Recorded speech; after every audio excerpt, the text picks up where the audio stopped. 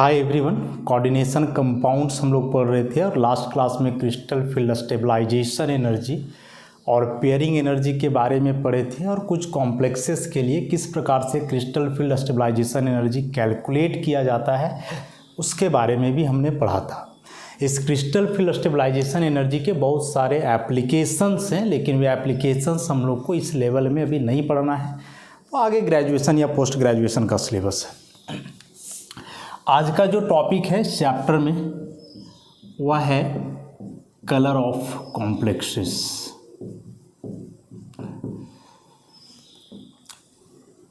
यह जो कलर है, तो कोई भी सब्सटेंस या कोई भी कंपाउंड कलर्ड क्यों होता है, कलर उसमें कैसे आता है, किस प्रकार से कलर इंड्यूस होता है उस कंपाउंड में, इसका बेसिक सा थ्योरी या थीम जो है आप समझो। कोई भी कंपाउंड है, ऑब्वियसली उस कंपाउंड में कई इलेक्ट्रॉन्स होंगे और हम लोग जानते हैं कि इस इलेक्ट्रॉन का ट्रांजिशन हो सकता है, इस इलेक्ट्रॉन का ट्रांजिशन हो सकता है। ट्रांजिशन कहने का मतलब कि one state to other state. State कहने का मतलब यहाँ हुआ एनर्जी लेवल, एनर्जी लेवल। अब होता क्या है ना कि कोई भी कंपाउंड में यदि लाइट पड़े E बराबर h², बेसिकली यह लाइट विजिबल रीजन का होगा। विजिबल रीजन का लाइट मतलब जो इलेक्ट्रोमैग्नेटिक रेडिएशन है उसका वेवलेंथ तकरीबन 4000 एंगस्ट्रॉम से 7800 एंगस्ट्रॉम तक होगा। अब जो यह विजिबल रीजन है, इस विजिबल लाइट में हम लोग जानते हैं कि 7 कलर्स होते हैं, फ्यूचर, और इन सारे कलर का अलग अलग वेवलेंथ रेंज होता है, अलग अलग फ्रीक्वेंसी रेंज होता है। तो जब भी किसी कंपाउंड पे ऐसे लाइट इंड्यूस होता है तो इस कंपाउंड के अंदर जो इलेक्ट्रॉन है वह इलेक्ट्रॉन इस लाइट से एनर्जी एब्जॉर्ब करेगा और एब्जॉर्ब करके चला जाएगा या हाइयर एनर्जी लेवल में। चूँकि कोई भी सब्सटेंस है तो उसका इलेक्ट्रॉन जो फर्स्टली होगा वह ग्राउंड स्टेट में होगा। ग्राउंड स्टेट कहने का मतलब हुआ लोवेस्ट एनर्जी स्टेट। लेकिन इसी इलेक्ट्रॉन को जब कहीं से एनर्जी मिलेगा तो वह एनर्जी एब्जॉर्ब करके ग्राउंड स्टेट से जंप कर जाएगा हाइयर एनर्जी स्टेट में, जिसको हम लोग की एक्साइटेड स्टेट बोलेंगे। देखो, ग्राउंड स्टेट का मतलब ही है उस इलेक्ट्रॉन के लिए लोवेस्ट एनर्जी स्टेट, और एक्साइटेड स्टेट का मतलब कि higher energy, not highest. Higher में कुछ भी हो सकता है, बस ग्राउंड स्टेट से ज़्यादा एनर्जी होना चाहिए। तो जब ऐसे लाइट पड़ने के बाद इलेक्ट्रॉन ग्राउंड स्टेट से एक्साइटेड स्टेट में जाए तो इसी बात को हम लोग बोलते हैं इलेक्ट्रॉनिक ट्रांजिशन। और यह जब इलेक्ट्रॉनिक ट्रांजिशन होगा इलेक्ट्रॉन के द्वारा लाइट का एब्जॉर्प्शन से, और बताया कि लाइट में से जो विजिबल रीजन में लाइट है, इनमें से ये सारी लाइट को यह ऑब्जर्व कर सकता है या एब्जॉर्ब कर सकता है, नॉट ऑब्जर्व, एब्जॉर्ब कर सकता है। और यही इलेक्ट्रॉन जब एक्साइटेड स्टेट में पहुंचेगा तो हम लोग जानते हैं कि एक इलेक्ट्रॉन एक्साइटेड स्टेट में कम स्टेबल है बोर्स थ्योरी के अनुसार, तो यही इलेक्ट्रॉन वापस ग्राउंड स्टेट में आएगा, और जब वापस ग्राउंड स्टेट में आएगा तो अगेन यह इलेक्ट्रोमैग्नेटिक रेडिएशन इमिट करेगा, और इस बार जिस कलर का रेडिएशन या इमिट करेगा वही कलर दिखाई देगा इस कंपाउंड के लिए या फिर उस सब्सटेंस के लिए। तो बेसिकली इतना ही सा बात जानना है कि किसी भी कंपाउंड में कलर तभी आएगा जब उस कंपाउंड के अंदर इलेक्ट्रॉनिक ट्रांजिशन हो। इलेक्ट्रॉनिक ट्रांजिशन कब होगा? जब उस कंपाउंड में लाइट पड़ेगा, उस लाइट में भी विजिबल रीजन का लाइट हो जिसमें ये कलर्स होते हैं, तो इसमें से कोई पर्टिकुलर वेवलेंथ का लाइट एब्जॉर्ब करेगा या इलेक्ट्रॉन, या बेसिकली सब्सटेंस के नेचर पे डिपेंड करता है कि कौन सा कलर का लाइट एब्जॉर्ब करेगा। वही इलेक्ट्रॉन ग्राउंड स्टेट से एक्साइटेड स्टेट में जाएगा, क्योंकि एक्साइटेड स्टेट में इलेक्ट्रॉन का स्टेबिलिटी कम है, वापस ग्राउंड स्टेट में आएगा लोअर एनर्जी स्टेट में, तो उस दरमियान वह एक्सेस एनर्जी को रिलीज करेगा in the form of electromagnetic radiation, और यह जो रेडिएशन इमिट हो रहा है एक्साइटेड इलेक्ट्रॉन के द्वारा बेसिकली वही कलर शो करेगा वह कंपाउंड। तो ओवरऑल हम लोग जाने कि मान लो यह ग्राउंड स्टेट है और यह मान लो एक्साइटेड स्टेट है। इसको मान लो एनर्जी E1, इसको मान लो एनर्जी E2। तो यहाँ तक का ये जो एनर्जी डिफरेंस है this is called delta E।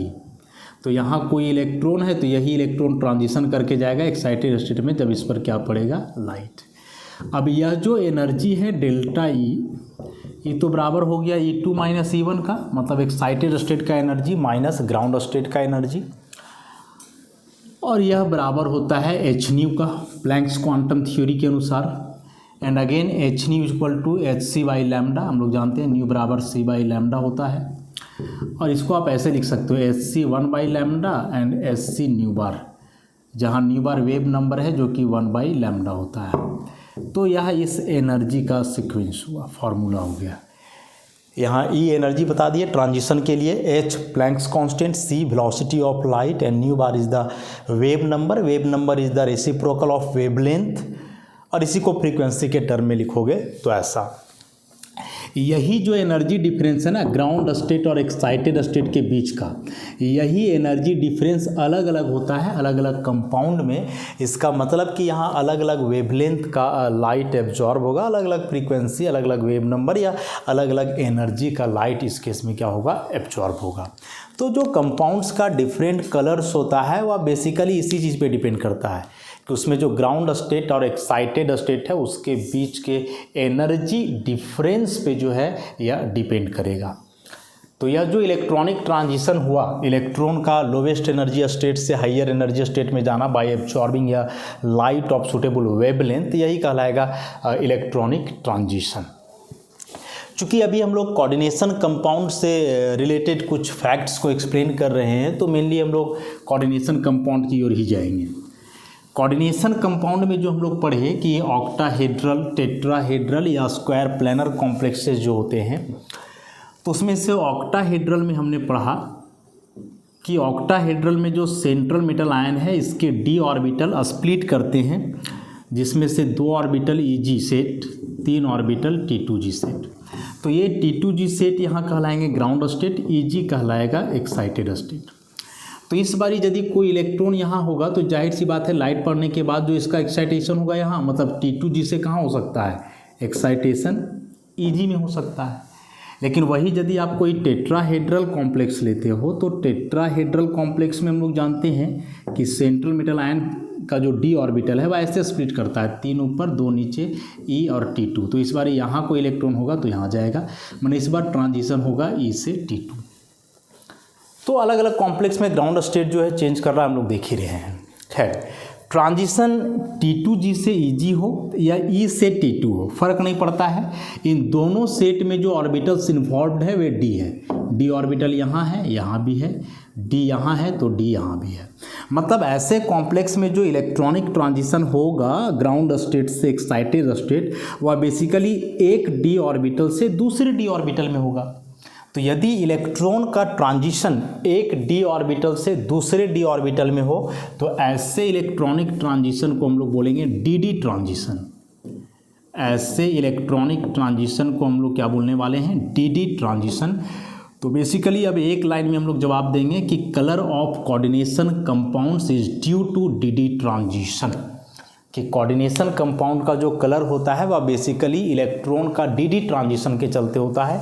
Electron का dd ट्रांजिशन का मतलब यहाँ समझ गए कि वह electron lowest energy d orbital से हायर एनर्जी d ऑर्बिटल में एक्साइट करेगा, और इसी electronic transition that is dd transition के चलते कोऑर्डिनेशन कंपाउंड का बेसिकली कलर होता है।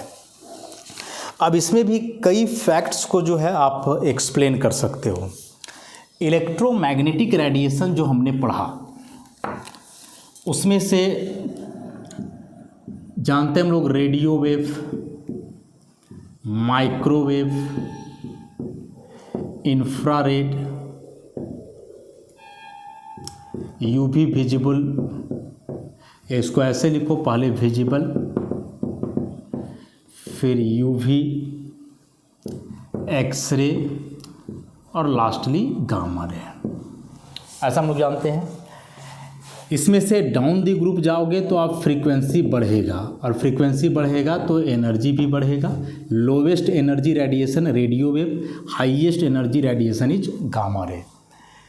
तो कहीं ना कहीं किस एनर्जी का रेडिएशन एब्जॉर्ब करेगा वह इलेक्ट्रॉन, बेसिकली वह डिपेंड करने वाला है इस ग्राउंड स्टेट और एक्साइटेड स्टेट के एनर्जी डिफरेंस पे। मान लो कि यह डेल्टा ई बहुत कम हो, तो डेल्टा ई बहुत कम होगा मतलब कि इलेक्ट्रॉन का ट्रांजिशन के लिए कम एनर्जी वाला रेडिएशन चाहिए, कम एनर्जी वाला लाइट चाहिए। तो वह कम एनर्जी वाला लाइट इंफ्रारेड हो सकता है, माइक्रोवेव हो सकता है, बहुत कम रहा तो रेडियो वेव। अब यदि वह सब्सटेंस या उस कंपाउंड में डेल्टा ई का वैल्यू बहुत कम है तो वह यही तीन में से कोई एक रेडिएशन को एब्जॉर्ब करेगा, और चूंकि ये तीनों रेडिएशन कलरलेस होते हैं तो उस केस में वह कंपाउंड क्या हो जाएगा, कलरलेस हो जाएगा, उसका कोई कलर नहीं रहेगा।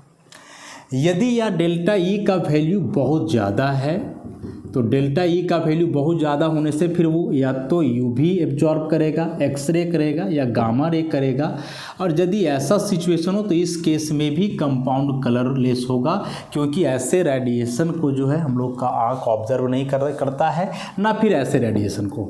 आखिर इसको विजिबल लाइट क्यों बोला, क्योंकि यही लाइट को हम लोग का आँख रेटिना ऑब्जर्व कर पाता है। इसके अलावे आप इधर का लाइट लो या इसके बाद का लाइट लो, ये बहुत ज़्यादा एनर्जेटिक है तो आँख तो इसको झेल ही नहीं पाएगा, और ये इतने लेस एनर्जेटिक हैं कि ये भी प्रतीत नहीं होते हम लोग के आँख में। तो हम लोग का आँख केवल और केवल इस विजिबल लाइट को ऑब्जर्व करता है, जिसका बताइए वेवलेंथ 4000 एंगस्ट्रॉम से 7800 एंगस्ट्रॉम, मतलब इस रेंज के वेवलेंथ वाला लाइट को एब्जॉर्ब करेगा वह कंपाउंड, तभी उसका कलर शो होगा, हम लोग का कलर उसका पता चलेगा, नहीं तो नहीं होगा। तो बहुत कम एनर्जी डिफरेंस है फिर भी कलर पता नहीं चलने वाला है, बहुत ज़्यादा एनर्जी डिफरेंस है फिर भी नहीं पता चलेगा। यदि वह एनर्जी डिफरेंस इस रेंज में है तभी इस रेंज के लाइट को एब्जॉर्ब करेगा वह कंपाउंड, और तब जाकर के उस कंपाउंड का कलर जो है हम लोग को प्रतीत होगा और पता चलेगा उस कंपाउंड का कलर के बारे में। अब इसमें से भी कई फैक्ट्स हैं, जैसे मान लो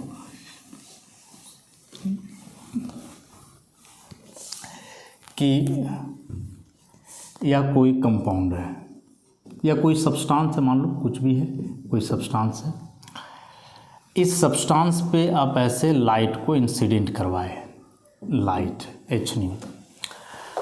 अब इस सब्सटेंस पे जितना लाइट पड़ रहा है यदि सारे लाइट को वह एब्जॉर्ब करता है, टोटल एब्जॉर्प्शन, माने जितना भी रेडिएशन पड़ रहा है उस कंपाउंड पे वह सारे रेडिएशन को एब्जॉर्ब कर लेता है, तो इस केस में वह कंपाउंड ब्लैक दिखेगा। दूसरा केस कि इस कंपाउंड पे लाइट पड़ा और जितना भी लाइट पड़ा टोटल लाइट को यह क्या किया, रिफ्लेक्ट कर दिया, रिफ्लेक्ट। तो सारे लाइट को यदि वह रिफ्लेक्ट कर देता है तो उस केस में जो है वह सब्सटेंस वाइट प्रतीत होगा, वाइट दिखेगा।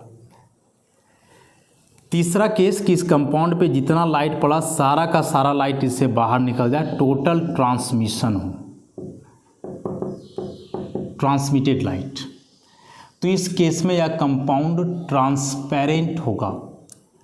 ट्रांसपेरेंट मतलब बोले कि कलरलेस होगा, कुछ भी पता नहीं चलेगा।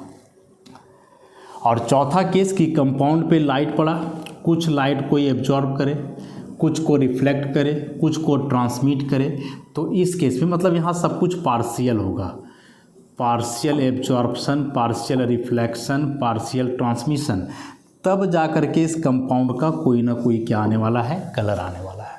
तो चार केस हम बताए कि किसी भी कंपाउंड या सब्सटेंस पे लाइट पड़ा, जितना भी लाइट पड़ रहा है, जितना भी रेडिएशन इंसिडेंट हो रहा है, यदि टोटल रेडिएशन को अपने में सोख ले, टोटल एब्जॉर्प्शन हो तो वह सब्सटेंस ब्लैक दिखेगा, टोटल रिफ्लेक्शन हो वाइट दिखेगा, टोटल ट्रांसमिशन हो ट्रांसपेरेंट होगा, कलरलेस, और यदि पार्शियल सब कुछ हो कि कुछ को एब्जॉर्ब करे, कुछ रिफ्लेक्ट कर दे, कुछ ट्रांसमिट करे, तो इस केस में इसका पर्टिकुलर कोई ना कोई कलर होगा। और कलर कैसे होगा इस चीज़ को अभी हम बताएं। इसमें से एक और इम्पॉर्टेंट बात हम लोग ध्यान में रखेंगे कि जो अभी हमने पढ़ा विजिबल लाइट है, तो उस विजिबल लाइट में टोटल 7 कलर हैं। विजिबल लाइट 7 कलर हैं। वेबज्योर, ऐसा। इसमें से इंडिगो का वेवलेंथ रेंज बहुत कम होने के चलते इसको जनरली नेगलेक्ट करके चलते हैं। अब मान लो कि यह कोई कंपाउंड है, इस कंपाउंड पे लाइट पड़ा, तो हम क्या बोले कि इतने सारे जो लाइट इंसिडेंट कर रहे हैं उस कंपाउंड से, इसमें से यह सारे लाइट को एक बार में एब्जॉर्ब नहीं करेगा। हो सकता है कि किसी एक को छोड़ करके बाकी एब्जॉर्ब करे, या इसमें से किसी एक को ही एब्जॉर्ब करे।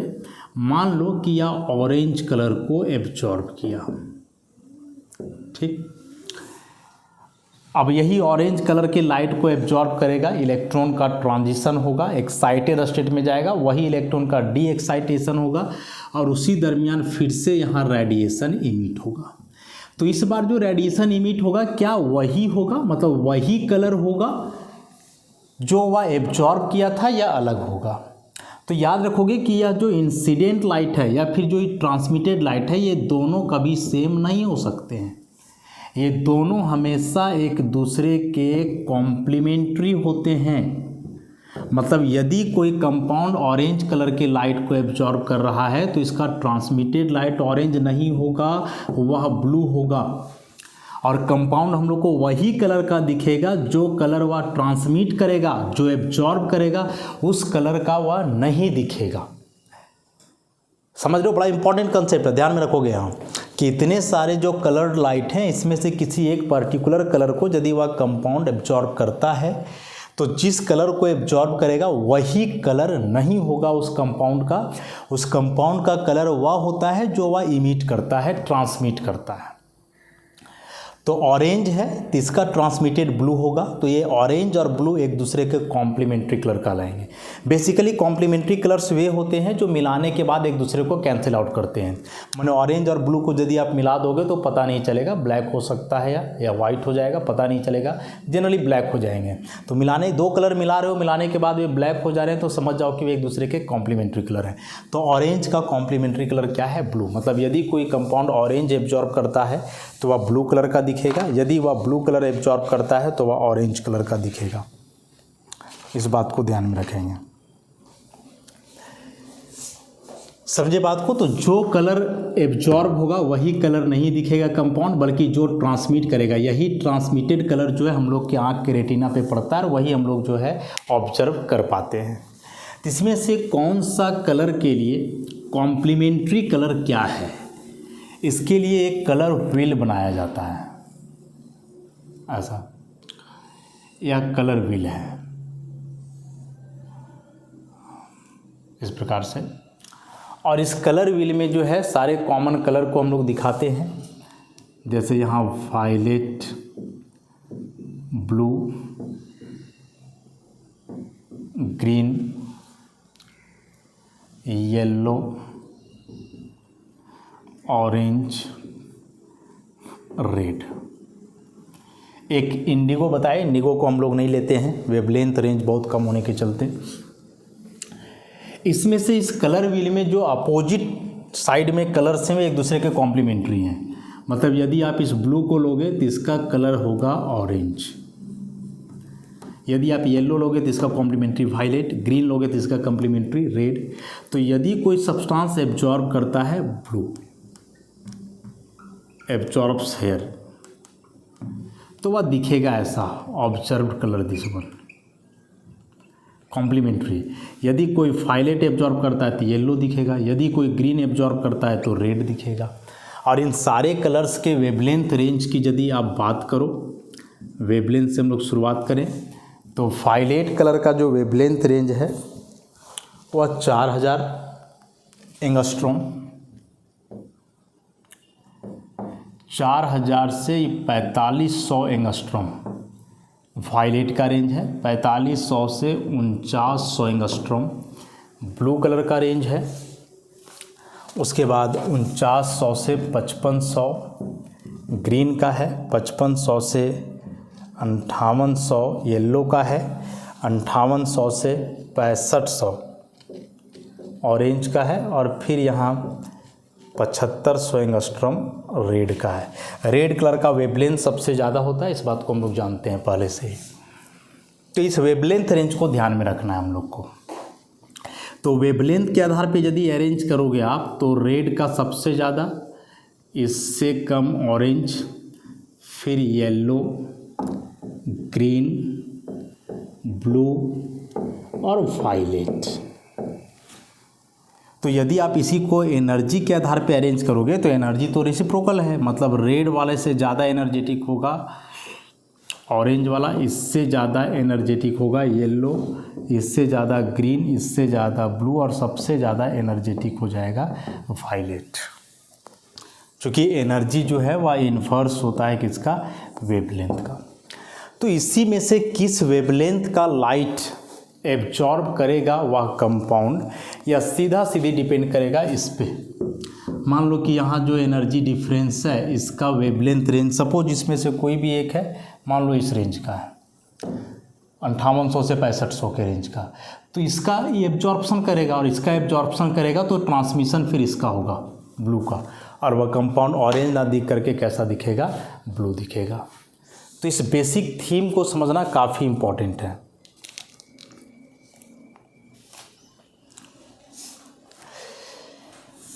तो कोई भी कंपाउंड ब्लू कब दिखेगा, जब यह ब्लू को छोड़ करके बाकी रेडिएशन को एब्जॉर्ब करे, या फिर ऐसे समझो कि कोई भी रेडिएशन एब्जॉर्ब करेगा लेकिन रिफ्लेक्ट किसको करेगा, ब्लू को। दो केस में ब्लू सकता है, पहला कि ब्लू को छोड़ करके बाकी रेडिएशन को एब्जॉर्ब करे, दूसरा कि एब्जॉर्ब कुछ भी करे, रिफ्लेक्ट वह किसको करे या ट्रांसमिट किसको करे, ब्लू को करे।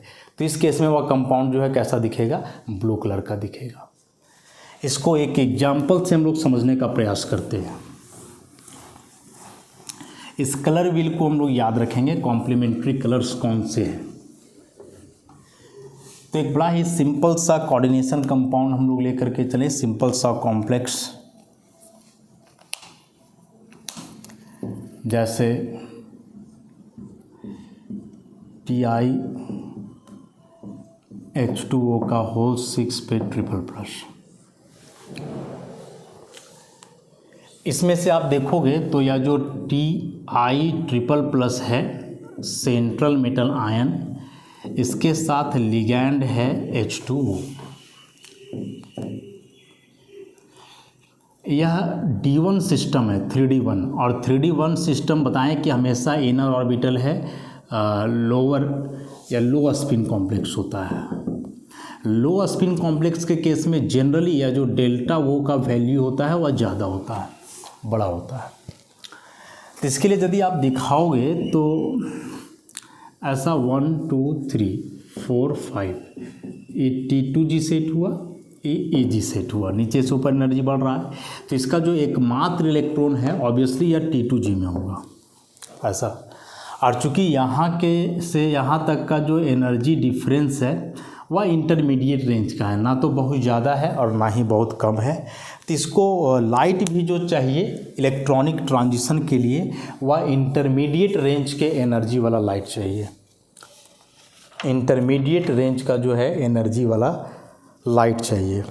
तो इस केस में बेसिकली यह जो लाइट एब्जॉर्ब करता है वह एब्जॉर्ब करता है ब्लू ग्रीन, ठीक है। मान लो कि यहाँ से यह लाइट एब्जॉर्ब कर रहा है तो यह ब्लू ग्रीन एब्जॉर्ब करेगा। ब्लू ग्रीन कहने का मतलब इंटरमीडिएट एनर्जी वाला, intermediate energy radiation. Intermediate energy radiation क्यों एब्जॉर्ब करेगा, बहुत कम एनर्जी वाला नहीं, बहुत ज़्यादा एनर्जी वाला भी नहीं। तो यहाँ से हम लोग ये पता कि लो स्पिन कॉम्प्लेक्स है, जनरली लो स्पिन कॉम्प्लेक्स में डेल्टा वो का वैल्यू ज़्यादा होता है, लेकिन बहुत ज़्यादा नहीं, बहुत ज़्यादा तब होता है जब लिगैंड स्ट्रॉन्ग होता है। तो H2O तो एक मॉडरेट लिगैंड है, जनरली वीक की कैटेगरी में ही आता है। तो इस केस में यह ब्लू ग्रीन लाइट को जो है एब्जॉर्ब करेगा और इस इलेक्ट्रॉन का ट्रांजिशन हो जाएगा एक्साइटेड स्टेट में ऐसा, या T2G और EG। तो यही वाला इलेक्ट्रॉन का ट्रांजिशन हो जाएगा इस जगह पे, दोनों में से कहीं भी हो सकता है ऐसा। अब जो यह इलेक्ट्रॉन लाइट को रिफ्लेक्ट करेगा वह रिफ्लेक्टेड लाइट होगा पर्पल, और यही पर्पल कलर का जो है दिखेगा यह कॉम्प्लेक्स TiH2O का होल 6, इसी कलर का यह दिखेगा। तो यह एब्जॉर्ब कर रहा था ब्लू ग्रीन। ब्लू ग्रीन ही क्यों एब्जॉर्ब किया? तो यह बेसिकली एनर्जी पे डिपेंड किया कि इसका जो एनर्जी डिफरेंस है वह इसी रेंज का है, ब्लू ग्रीन लाइट का जो होता है वही। तो ब्लू ग्रीन में दो लाइट है, मतलब दोनों के इंटरमीडिएट रेंज का कोई वेवलेंथ होगा, उसी को एब्जॉर्ब करेगा, एनर्जी डिफरेंस उतना ही था इसीलिए। और जब इसका ट्रांजिशन होगा तो यह इस कलर का नहीं बल्कि इसका जो कॉम्प्लीमेंट्री कलर है पर्पल, इस पर्पल कलर का जो है दिखेगा। चूँकि यहाँ दो कलर देख रहे हो ना, तो दोनों का जो कॉम्प्लीमेंट्री का कॉम्बिनेशन होगा वह पर्पल कलर का होगा, इसलिए यह कंपाउंड किस प्रकार से दिखेगा? पर्पल कलर का जो है दिखेगा। और यही जो ट्रांजिशन है इलेक्ट्रॉन का T2G से EG, मतलब एक d ऑर्बिटल से दूसरे d ऑर्बिटल में, इसी इलेक्ट्रॉनिक ट्रांजिशन को हम लोग क्या बोलते हैं? DD ट्रांजिशन बोलते हैं, या DD ट्रांजिशन के नाम से इसको जानते हैं। अब इसमें से एक बहुत ही इम्पॉर्टेंट कंसेप्ट है कि यह जो DD ट्रांजिशन है, क्या यह DD ट्रांजिशन सारे कॉम्प्लेक्स में हो सकता है या नहीं हो सकता है सारे कॉम्प्लेक्स में? तो सब में नहीं हो सकता है। देखो, DD ट्रांजिशन मतलब इलेक्ट्रॉन का ट्रांजिशन एक d ऑर्बिटल से दूसरे में। तो एक d ऑर्बिटल से दूसरे d ऑर्बिटल में जो इलेक्ट्रॉनिक ट्रांजिशन होगा मीन्स DD ट्रांजिशन, उसके लिए दो इम्पॉर्टेंट कंडीशंस हैं। पहला कंडीशन है कि there should be at least one electron in the lowest energy orbital, कि जो लोवेस्ट एनर्जी ऑर्बिटल है उसमें कम से कम एक इलेक्ट्रॉन होना चाहिए, मतलब इस T2G में कम से कम एक इलेक्ट्रॉन रहेगा तब। अब इलेक्ट्रॉन ही नहीं है तो ट्रांजिशन कहाँ से होगा? नहीं होगा, जाहिर सी बात है। और दूसरा कि there should be at least one vacancy for electron in the higher energy orbital. Lowest energy orbital में कम से कम एक इलेक्ट्रॉन होना चाहिए, और यह जो हायर एनर्जी ऑर्बिटल है इसमें कम से कम एक वैकेंसी होना चाहिए, मतलब एक जगह खाली होना चाहिए। कहने का मतलब हम लोग जान रहे हैं कि यहाँ दो ऑर्बिटल है, मतलब टोटल इलेक्ट्रॉन 4 हो सकते हैं।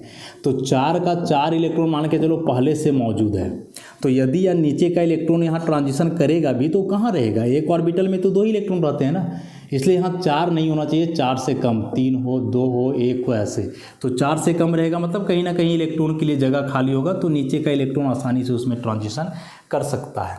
तो ये दो इंपॉर्टेंट कंडीशन हुए DD ट्रांजिशन का, कि लोवेस्ट एनर्जी ऑर्बिटल में कम से कम एक इलेक्ट्रॉन हो, हाईएस्ट एनर्जी या हायर एनर्जी ऑर्बिटल में कम से कम इलेक्ट्रॉन के लिए एक वैकेंसी हो।